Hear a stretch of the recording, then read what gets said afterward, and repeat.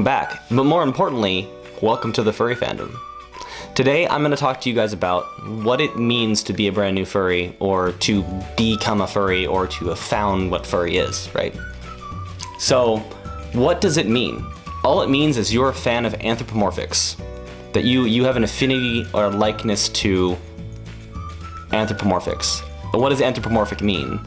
Anthropomorphic means simply attributing human characteristics and traits to non-human things. That's everything from a tree, a cube, a rock, your dog, to creating your own character, which is what most of us do.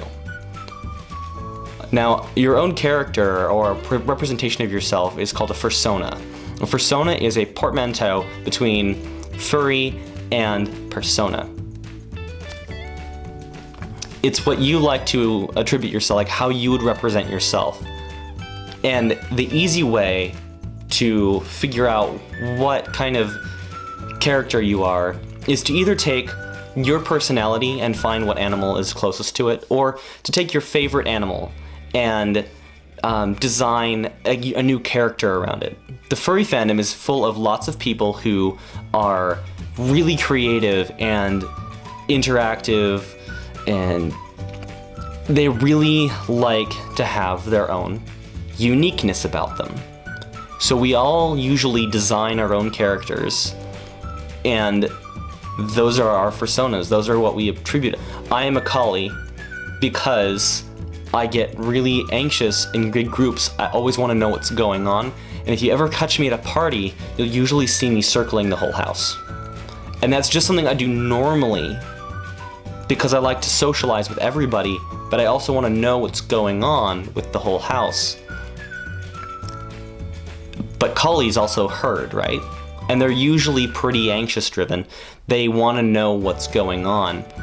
And usually they're also really calm. I tend to be pretty calm, but at parties I tend to be anxious and want to know what's going on. That's why I chose a collie, among other reasons that I won't get into right now. But that's why it stuck with me. I would encourage you to kind of figure what works for you. It's really kind of fun to develop your character, and I would encourage you to do so. There are some people who have multiple, like me. I have these guys. They're explicitly for costumes. I don't attribute saber-tooths to myself, though other people do. Don't know why. Maybe it has to do with these things. But you'll eventually get there, and it's a fun journey to take. Your character might even change quite regularly. It's pretty common to start out as a fox or a wolf and to change into something else later on. It's just how it is. Well, now that you have this interest, right? What should you do about it? A lot of people want to say, hey, I should tell people about this. I should really be open about who I am. I am a furry. I wouldn't necessarily be so open about it. Just consider it a hobby. There are some positive and negative connotations about furries.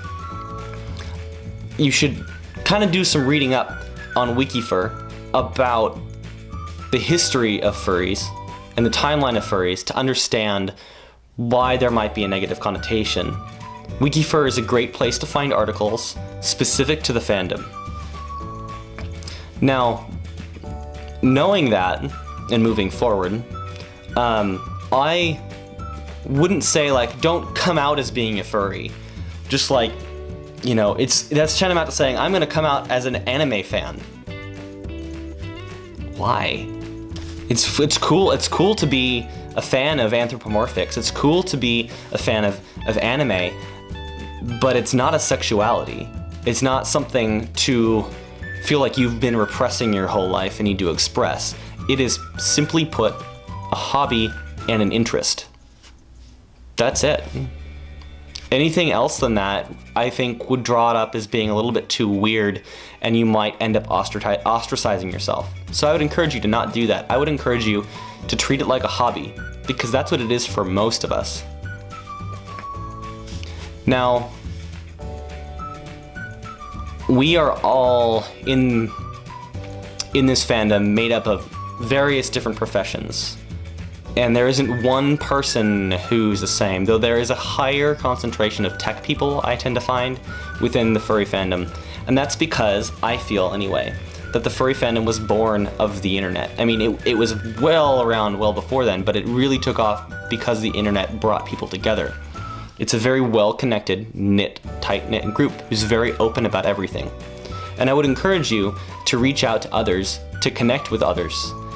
Everyone here is pretty friendly and pretty open, and we are pretty good at self-policing and calling out BS, which is usually where the drama comes from. We usually have an abnormally high amount of drama, and I would encourage you to avoid that at all costs. Over time, you'll figure out who causes it and who doesn't, and you can stay away from that. But it makes the whole furriness a lot more pleasant when you don't have drama. Now, how do you find people? Well, there are a couple sites online worth noting, but the best places, at least I feel anyway, are probably going to be the art sites, and then there are some dating sites. I would avoid the dating sites, but there are also more like friend finder type sites. And I will link them in the description below just to make life easy, because I can't remember the names of some of them off the top of my head. Mainly because I don't use them all that much anymore. But they do exist and they do work, and there's a lot of people that use them. But if you want to look for art, I would suggest Weasel or Fur Affinity. You can also find furs on Twitter, and you can also find furs on Facebook as well, and I would suggest that you do that also if you want to find people. However, soon that won't be a problem, and this is a shameless plug. I'm developing an app, and this is the first time I've put it on an actual screen before. It is called Popads, and its whole concept behind it is a mobile communication service for furries. So, I don't know, it won't... Bingo! Okay, so, as you can see, it will return users by their distance, and then, if you wanted to, some new furry in Seattle who's alpha testing this with me, his name Mystic Bloodwolf, on Twitter, and he developed his profile and his username and his picture, and then it allows me to load it up and chat with him. It's instant, and you connect directly with them securely without giving your number away or anything like that. And that's what I'm working on. And once that happens, it'll be way easier for you to contact people across the entire globe simply by saying, I want to know who's closest to me, who can I connect with, who's closest to me that I can hang out with. And that's why I'm building it. So that new furs like you can simply be pointed to an application on their phone, and you can go there. Okay, shameless plug aside, and getting back to this whole thing here, that pretty much wraps it up. Develop your character, don't get involved in the drama. It's not something to be, something you should be coming out about. It's a hobby for a lot of us, and we're full of creative, open-minded people, and you should reach out and find some of them, because it'll make your life way better when it comes to enjoying the furry fandom. Find some conventions near you. I would suggest that you do that by going to WikiFur, which I had mentioned before. I will link a lot of the stuff down below so you guys can enjoy. Anyway, hope you enjoyed this video, and because this is about new furs, and I know that not all of you are new furries, in the description below, please let me know, how long have you been in the furry fandom? When did you join the fandom?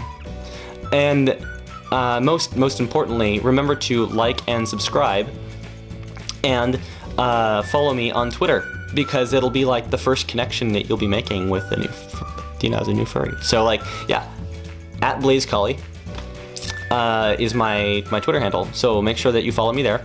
and I will be able to, connect with you guys. Okay, have a good one.